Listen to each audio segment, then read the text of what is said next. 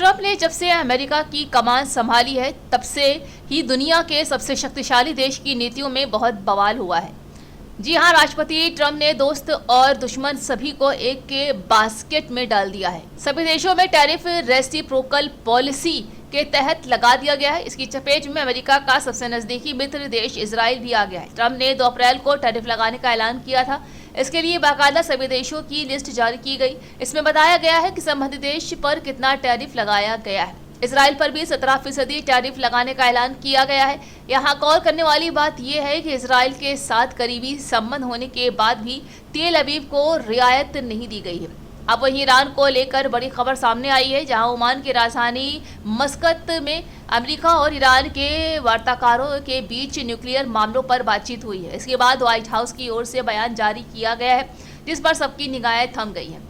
जी हां, दरअसल ईरान की ओर से बातचीत के लिए विदेश मंत्री अब्बास अरगाची ओमान की राजधानी मस्कत पहुंचे थे। दूसरी तरफ अमेरिका की ओर से ट्रंप सरकार के विशेष दूत स्टीव विटकॉफ्ट वार्ता के लिए पहुंचे थे। ईरान के परमाणु कार्यक्रम पर इतनी बेहतर तरीके से बातचीत हुई कि दोनों पक्षों ने इसे अगले सप्ताह जारी रखने का ऐलान कर दिया। वहीं अमेरिका और ईरान के बीच अक्सर ही तल्ख लहजे में बात होती रही है, जहां तेहरान के न्यूक्लियर प्रोग्राम पर सालों से बातचीत चल रही है। ईरान को परमाणु हथियार से रोका जा सके, हालांकि आज तक उस पर कभी भी सहमति नहीं बन सकी है। अक्टूबर 2023 में हमास के इलाकों ने इजराइल में घुसकर व्यापक पैमाने पर कत्लेआम मचाया था। इसके बाद पश्चिम एशिया में जंग छिड़ गई थी। इस दौरान सब कुछ पटरी से उतर गया था।